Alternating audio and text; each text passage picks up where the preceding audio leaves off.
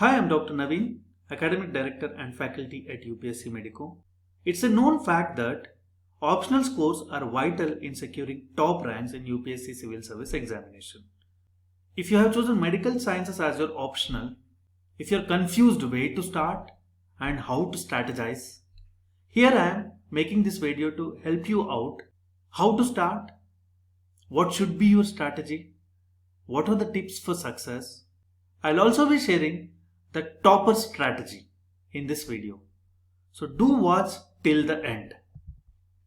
Let me take an opportunity to congratulate UPSC CSE 2020 toppers who chose medical sciences as their optional, who are a part of UPSC Medico, who made us proud. Let me first congratulate Dr. P. Srija. She secured All India rank 20 and her medical science optional score is 298 out of 500. When you analyze her overall marks with other toppers, her optional score made a huge difference and it was a game changer. Dr. P. Srija finished all the tests, all the subject-wise tests, all the grand tests, and she also attempted live grand tests wherein she scored 309 marks out of 500. Her strength is her clinical understanding. She is from Hyderabad. She is from Osmania Medical College, a prestigious college here, where there is very huge patient inflow. So her clinical understanding, clinical approach, the management algorithms are really good in the papers. As we go along this video, I'll show you how she approached clinical stuff. We also have Dr. Rajesh Kumar Mohan, who secured All India rank 102, and he's going to join IPS at his native place now, and he secured optional score 272. As I told you, he is also one among the students who submitted all of the subject-wise tests and also the grand test. We have Dr. Nitish Gupta, who secured All India rank 287. His medical science optional score is 246. We also have Dr. Preti S. Prakash. She was the topper of the grand test which was conducted in November 2020. Her optional score is 251 and she secured an All India rank of 485. We have Dr. Rajdeep Singh, who secured All India rank 495 and his optional score is 258. And we have Dr. Santosh Bhaviri, All India rank is 607 and his optional score is 252. Let me also take an opportunity to congratulate our UPSC CSE 2019 toppers. Now we have Dr. Arun S. Nair, All India rank 55. His medical science optional score is 257 and he is currently working in Kottayam, Kerala as an assistant collector. We also have Dr. Kiranmayi Kopisetti. She secured All India rank 573 and her medical science optional score is 307. Let's now look at the tips to succeed with medical sciences optional. Not only medical sciences, to crack UPSC, if you go and watch any topper strategy, the first thing they'll tell you is try to understand the syllabus. Don't start your preparation in a haphazard manner. Open UPSC prescribed syllabus, open last 10 years of papers, analyze them, understand them. So this pre-preparedness is vital for this examination. If you do not understand the syllabus properly, if you don't know how and where to start, it's difficult nut to crack. And one more thing is, from medical sciences perspective, so you only read less than 10% of what you actually prepare for your MBBS exam.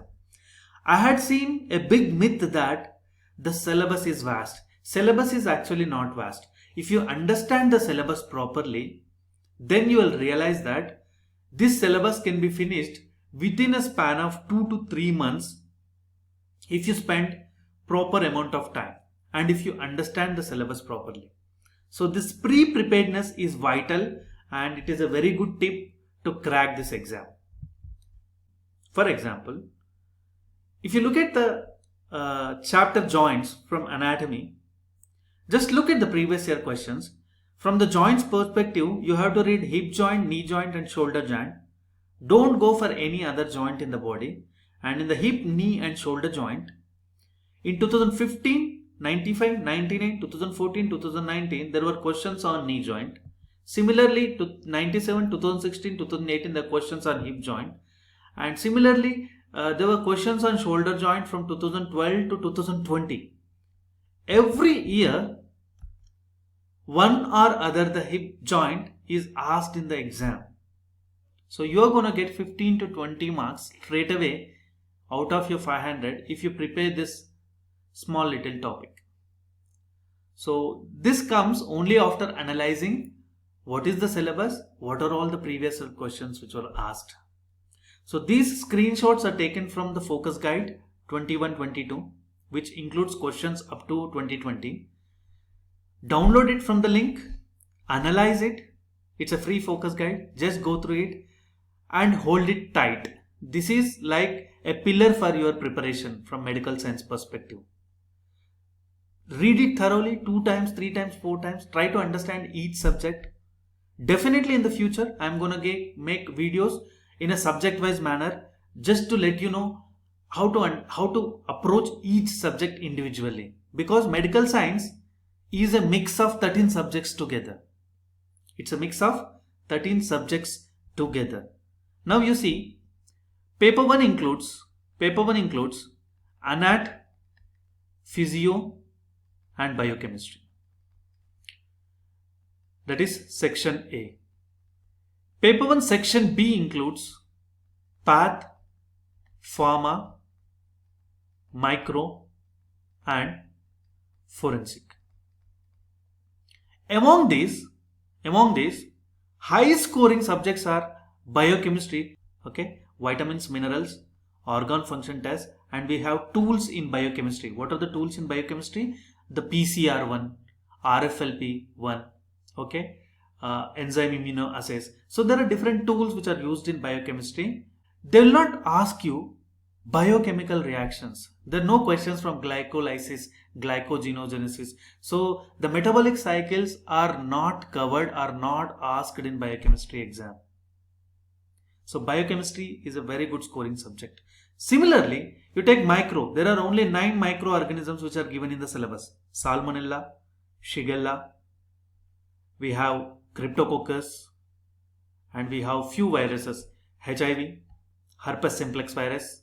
So only 9 microorganisms are asked. If you know them thoroughly, the same questions are repeated again and again. Forensic medicine also includes toxicology. We have pharmacology, which includes only 9 to 10 drug classifications. We usually read 55 to 59 drug classifications in MBBS. Pathology is also a tiny subject as per UPSC prescribed syllabus, which can be finished very fast. So now, let's move back to the paper 2. When you take paper 2 subjects are general medicine, general surgery, pediatrics, OBG. We have PSM also, general medicine plus pediatrics, they are included in paper 2 section A. General medicine also includes a major subject, dermatology. There are around 7 topics which are constantly or regularly asked in dermatology, which are given in the syllabus: lichen planus, psoriasis, Stevens-Johnson syndrome, dermatitis, vitiligo. So if you derma is highly scoring subject. General medicine also includes medical diagnosis, but questions are rarely asked from this area. So you don't need to prepare radiology. So radiology is out of the syllabus. So don't go. Just understand the principles of ultrasound, CT, MRI. That's it. What are the advantages of one test over the other? That's it. Radiology is not in the syllabus. Only medical diagnosis is in the syllabus. Now, psychiatry. There are 4 diseases in psychiatry: depressive disorders, schizophrenia, mania, anxiety disorders. So these are the 4 or 5 topics which are asked in the psychiatry, not whole psychiatry. So general medicine section A includes derma, medical diagnosis, psychiatry, and also the usual general medicine part. Pediatrics point of view, every year you will see question from management of diarrhea, You will see question from management of severe acute malnutrition. You will see question from IMNCA guidelines. You will see question from management of neonatal jaundice. And you will see question from management of low birth weight babies. That's it. Though pediatrics as a subject is pretty huge. And one more thing, I'm very sorry. Respiratory distress syndrome. These are the 6 areas where every year there's so many questions which are asked. So PEDS as a subject is a huge subject, but PEDS for UPSC is so little. Only 6 topics were asked. So general medicine plus pediatrics comes under section A, paper 2. We have section B, which includes general surgery. Anesthesia is not in the syllabus. Anesthesia is not in the syllabus. General surgery. Orthopedics, they have given 3 topics. What is bone tumors, and other is Colles fracture, and other is fractures of spine. But till now, in the last 21 years of medical sciences, not even a single question has come from this topic. So definitely ortho is out of the scope. There was one topic which was asked from ortho, acute osteomyelitis, but actually this question is from pathology. In the paper one they asked, and in the pathology syllabus they clearly mentioned acute osteomyelitis and what are the complications of it. So ortho is out of the syllabus. What are all the 3 subjects that are radiology? No need to prepare. Anesthesia, no need to prepare. Ortho, no need to prepare. We also have OBG, which includes family planning, and also we have PSM, which is like PSM is again a cakewalk for general studies students. END, not in the syllabus. Ophthalm, not in the syllabus. So what are the 5 subjects which are omitted out of it? Radiology, anesthesia, ortho, ENT and ophthalm. What are the subjects we have?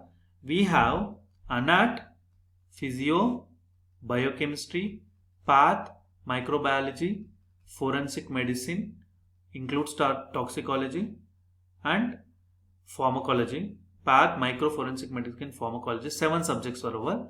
We have general medicine, we have PEDS, and we also have OBG, we also have PSM, and we also have general surgery. So how many subjects do we have? 5 plus 7. So overall we have 12 subjects to read. Many consider derma as a separate entity. If in such a case you have 13 subjects to read, not the usual 20 subjects which we usually do for PG entrance examination. You only have 13 subjects, and out of the 13 subjects you are only reading less than 10% of what you read for MBBS. What is the tip number 2? Do not try for a sense of completion. This is smart study. See, general studies versus medical sciences optional. This is an ocean. This is a pond. No boundaries. No boundaries. There are boundaries here. There are boundaries here. It is more or less subjective interpretation of what is happening around you. This is more or less objective or factual. So, whenever you are choosing medical science as an optional, you are playing test match and 2020 together, right? There are players who are too good in test match, right? We have test match players like VVS Lakshman. You have test match players like Pujara. There are players who are too good in 2020 matches, right? They are exclusive 2020 players. But in between, you have strong players like Virat Kohli, who performs very well on both the platforms.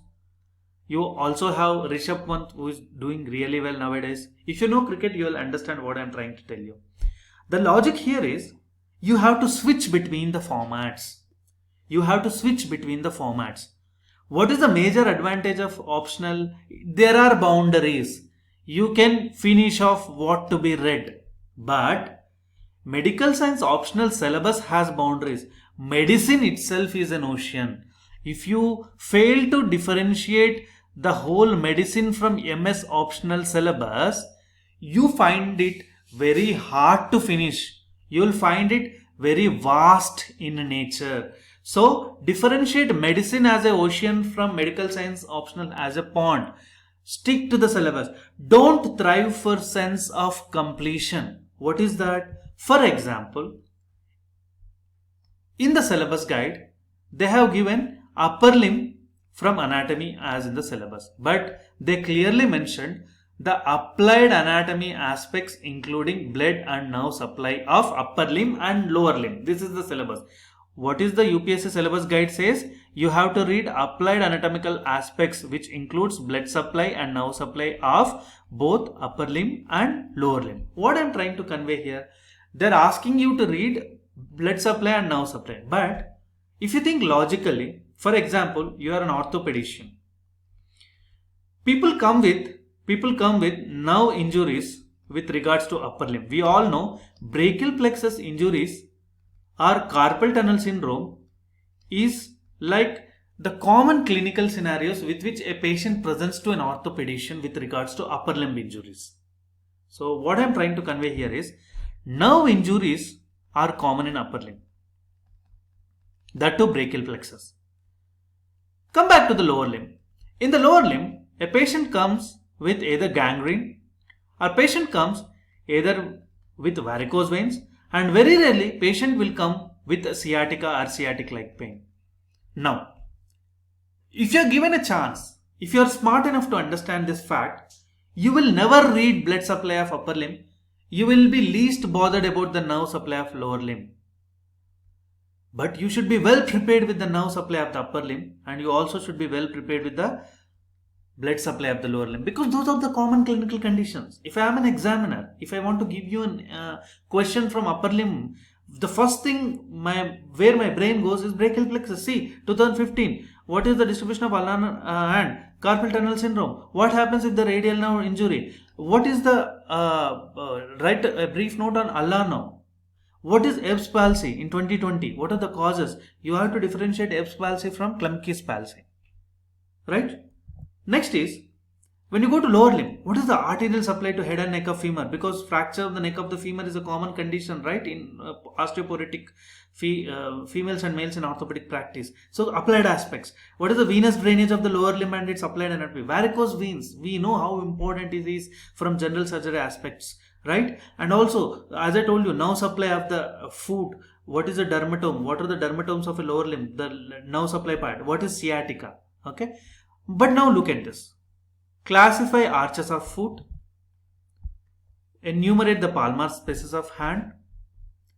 Less than 10% chances in any subject that sometimes, very rarely, that too in anatomy, they're going off the radar. But just for that off the radar point of view, you cannot prepare the whole upper limb. You also need to swim in the ocean of general studies. You need ample time to prepare for general studies. You have to score only 300 to 325 out of 500. You don't need to score 500 out of 500. You don't need to master it. At the end of the day, your goal is to become an administrator. Your goal is to become an administrator, not doctor. If you want to serve as a doctor, if you want to excel your clinical knowledge, then learn everything. But if you only want to become an administrator but use this factual subject to your advantage, listen to me. Don't try to master it. Don't thrive for a sense of completion. I get so many calls, I get so many messages. They have a confusion whether to choose option UPSC or not, because many of them are already doctors. There are non-MBBS graduates also who are part of UPSC Medico. Even for them, they have their own career. For BDS doctor, MDS doctor, they're doing well in the dentistry. Similarly, BAMS, BHMS, we have BSc nursing candidates, we have physiotherapy, lab technician candidates also. They spend a lot of time in deciding whether to go for UPSC exam or not. Right? So it's not an easy job to decide whether to go for UPSC. But if you want to do it, decide it as early as you can, because if you delay it one day also, there will be 1,000 more competitors coming into the race. So definitely it is vital to decide early. After choosing optional, mainly for medical students from MBBS and non-MBBS background, the next biggest dilemma is whether to choose medical science optional or go for anthropology or go for psychology. I think these are the two optionals which medical sciences students are fond of, anthropology and psychology. But I have so many students who, after joining these different optionals, after choosing these different optionals, they found alienated, because at the initial part you might presume that because they are sciences, they are close to MBBS subjects. They are definitely not close to MBBS subjects. I went into research, I analyzed all the topics or all the syllabus which is given in anthro and psych, except for 10% of the anthropology, rest all is a new stuff. And at this point of time, after graduating from medical field, it is very tough to learn new things altogether. General studies is okay. General studies requires preparation at NCERT level. But to master an optional, be it be geography, be it be sociology or political science or anthropology and psychology, you definitely need more expertise. You have to master these subjects.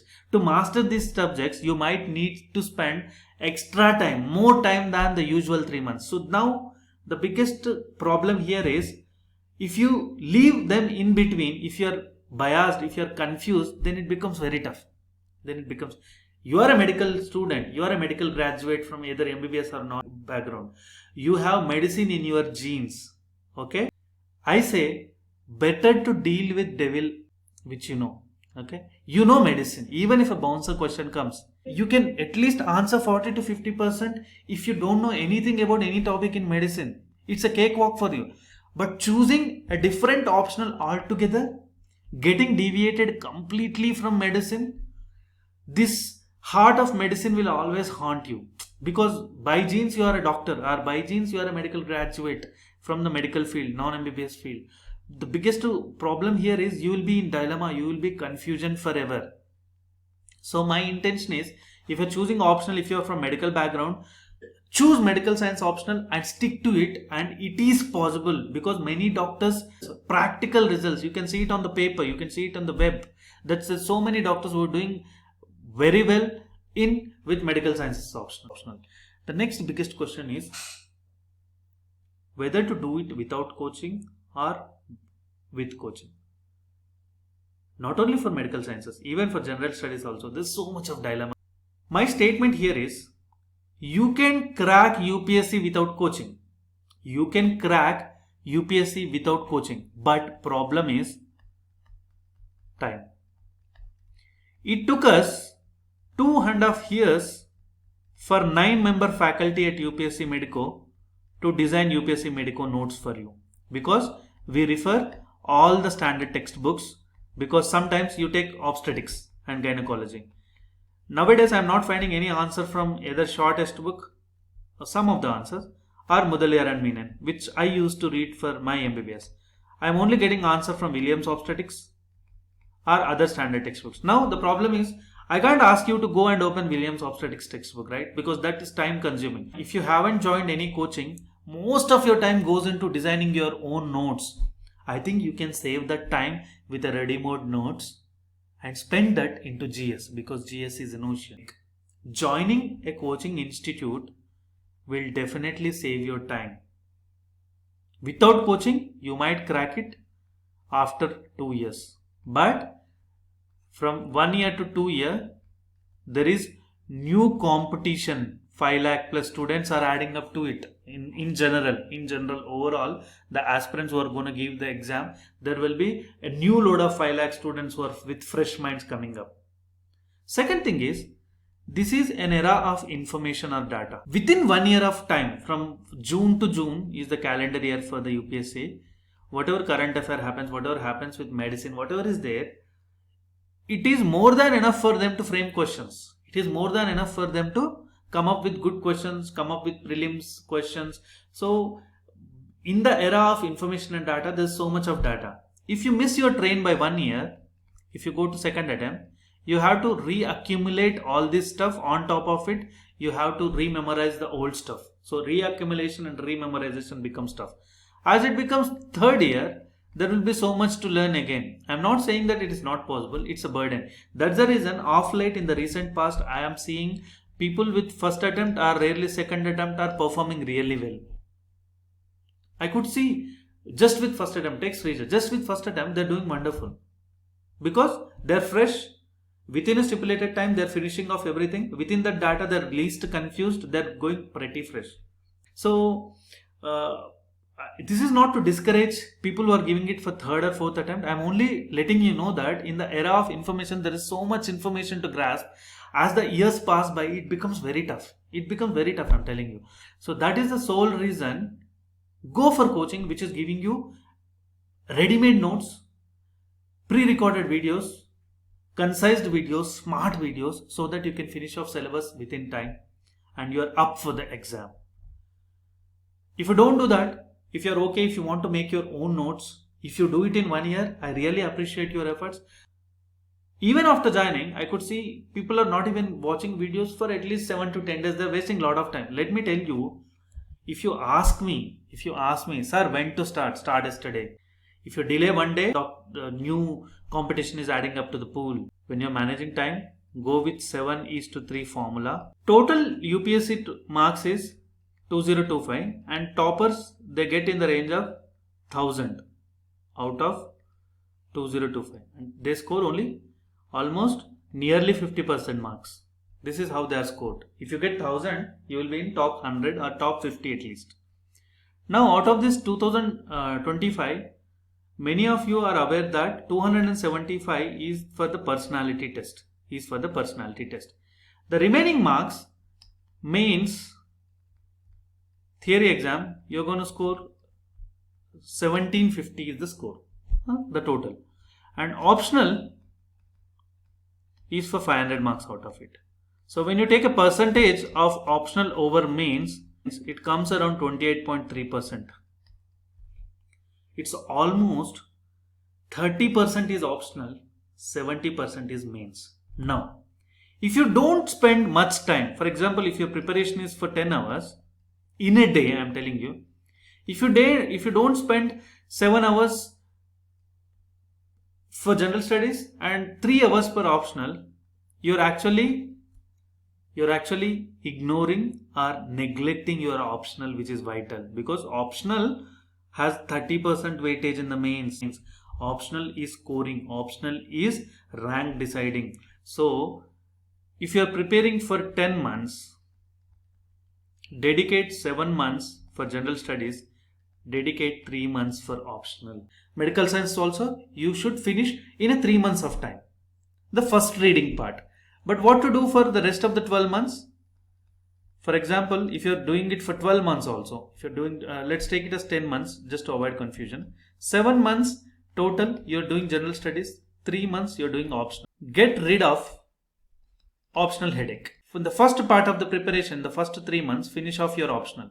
In the later on, in the next 7 months where you have prelims and mains exam coming up, revise it with whatever notes you have.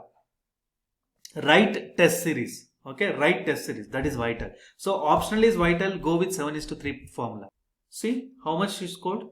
She scored 298. Look at her marks. 1015 her final total and her All India rank is, P. Srija All India rank is 20.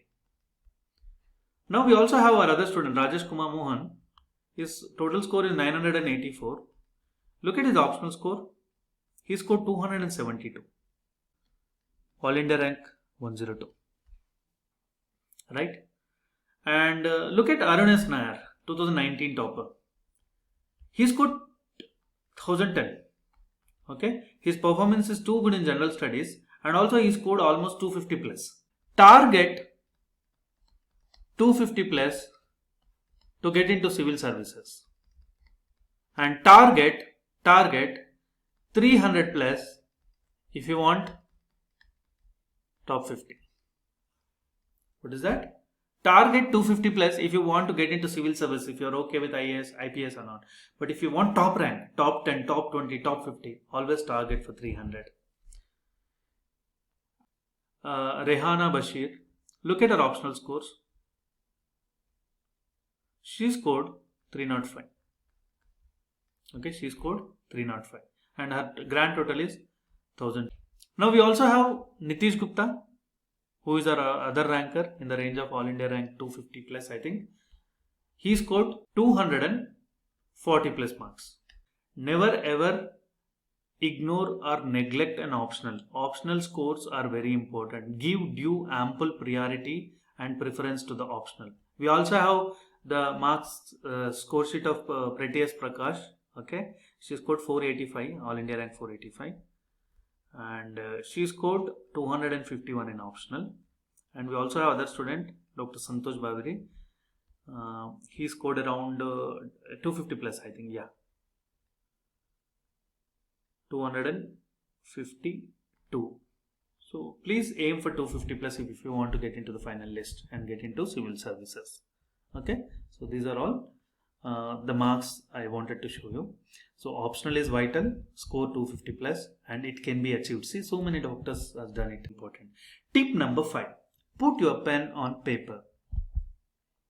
I have till now 500 plus aspirants, both from MBBS and non-MBBS background, who have enrolled into various courses of UPSC Medico. Okay, various courses of UPSC Medico, almost 500 plus. Many, like almost more than 60%, are happily enjoying the videos. Okay, happily enjoying the videos. Now, you're not here to watch videos, let me tell you. Videos will give you knowledge. But on the final day of the exam, you have to write it.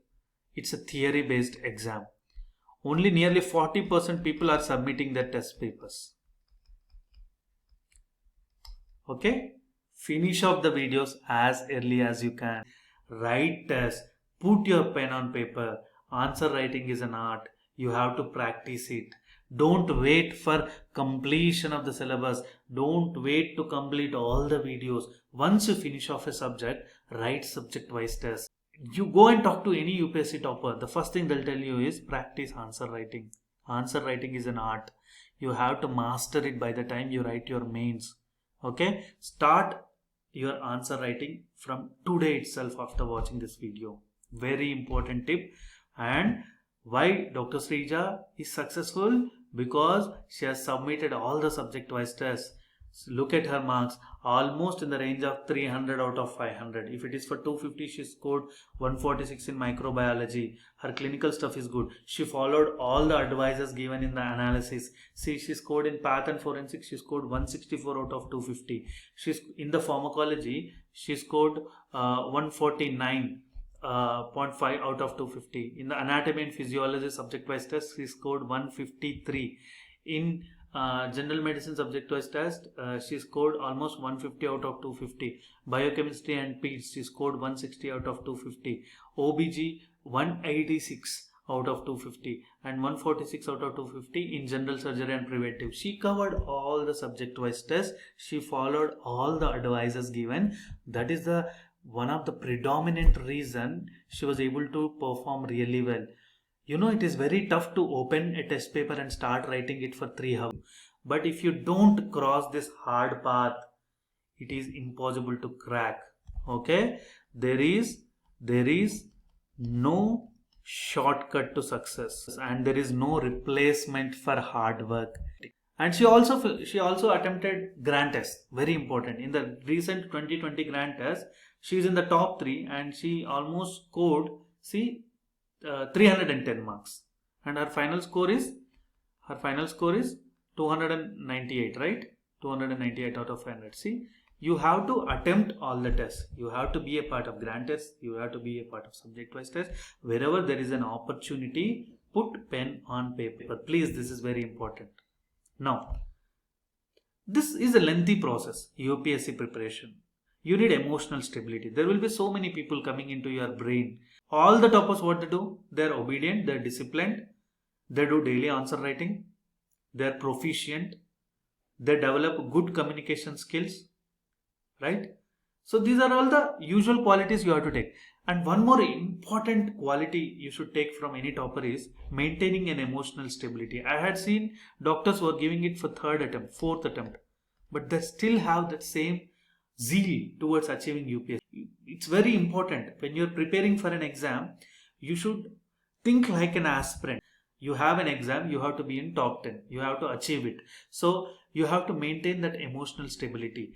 You made up your mind, you want to crack this, maintain that emotional stability. So definitely workouts, exercise, okay, yoga or meditation once in a while, and also talking to your close friends. But again, doing yoga, talking to your close relatives, parents and friends, going out and having a dinner, watching a movie once in a while, unless it's not going to waste your time. These are all important recreational activities just to maintain euphoria. What is this euphoria? Feeling of well-being. It will definitely come whenever endorphins are released in the body.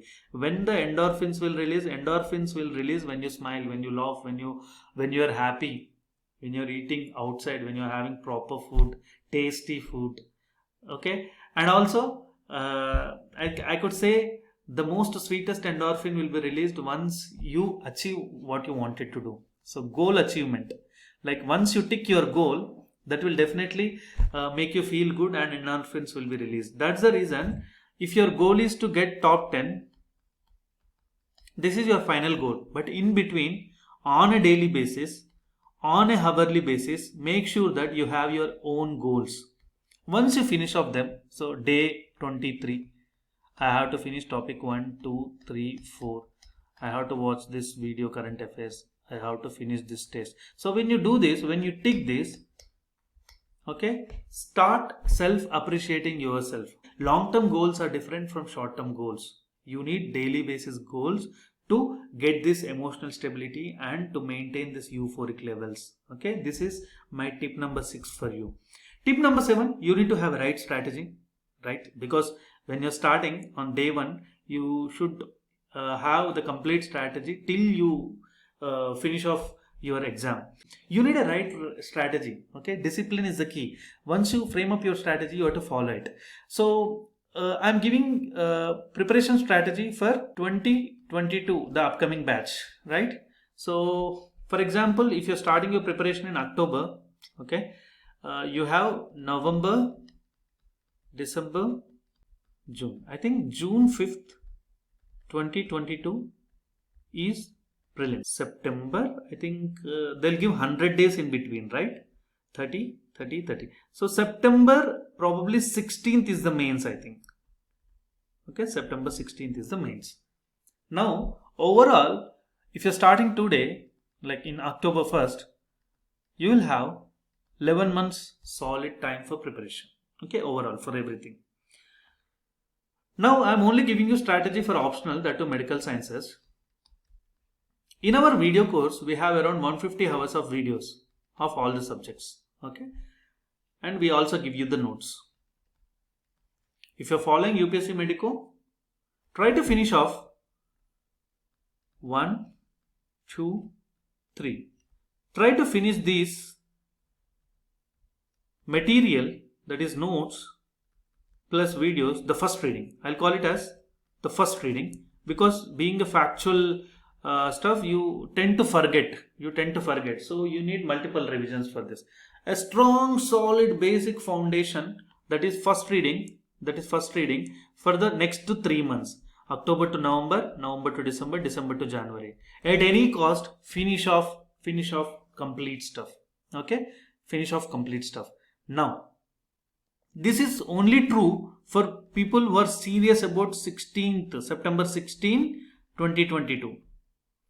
But if you have time, you are preparing for 2 more years. Your target year is 2023. In such a case, you need to go each month, try to finish off one subject, anat, physio, bio. It's up to you which subject to start.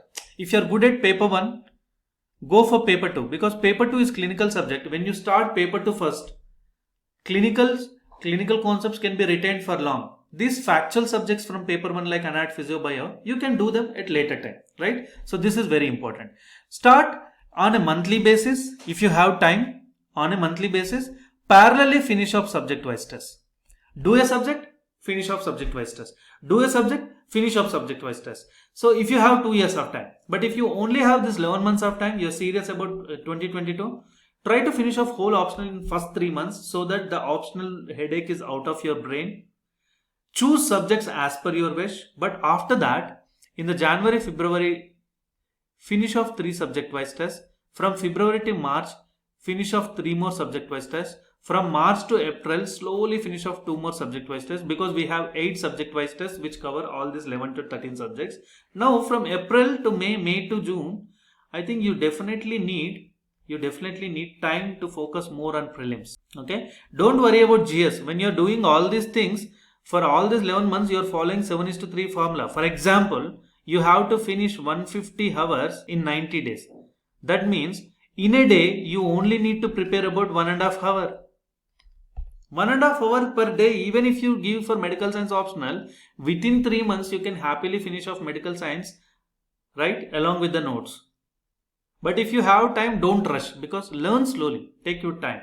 But if you are doing this time, only 1.5 to 2 hours per day in the first 3 months, try to finish it off. Follow 7:3 formula. That's what I am saying. 3 hours per day for this, 7 hours per day for GS throughout the thing. And when you come to Feb, March and April, you will have ample time for GS.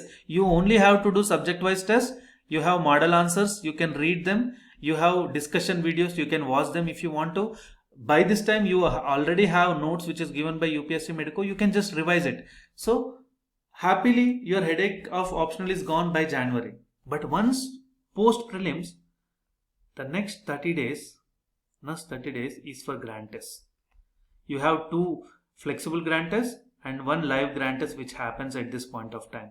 So grand test, score, all India ranking, top 3 paper analysis, discussions, and 2020 paper, the previous year paper discussion. Very important.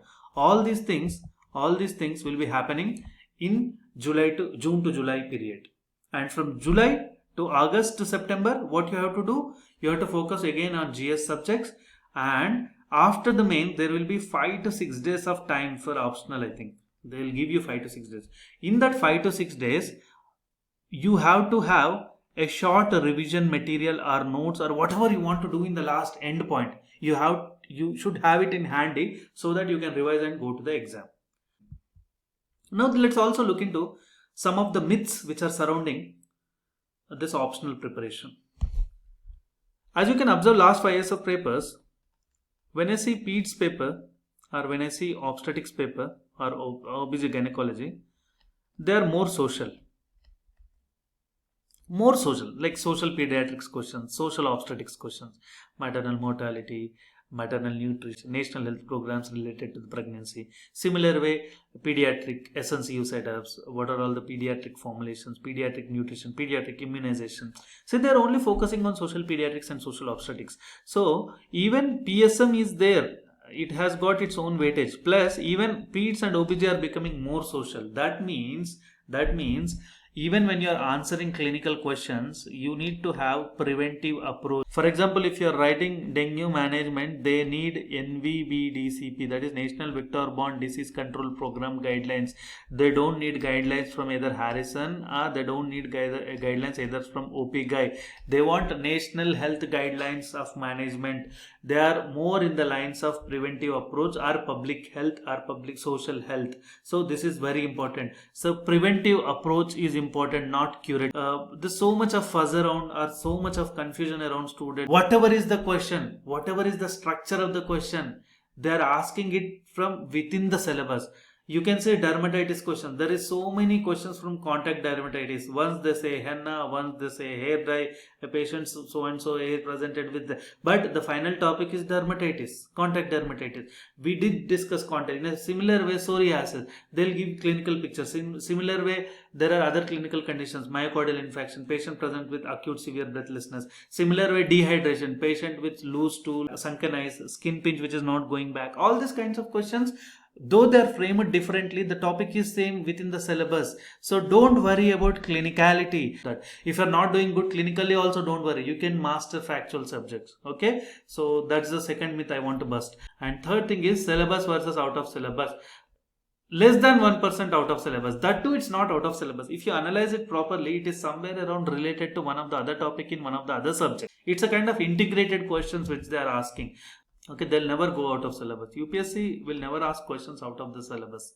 For example, last year there was a question on DNA bill.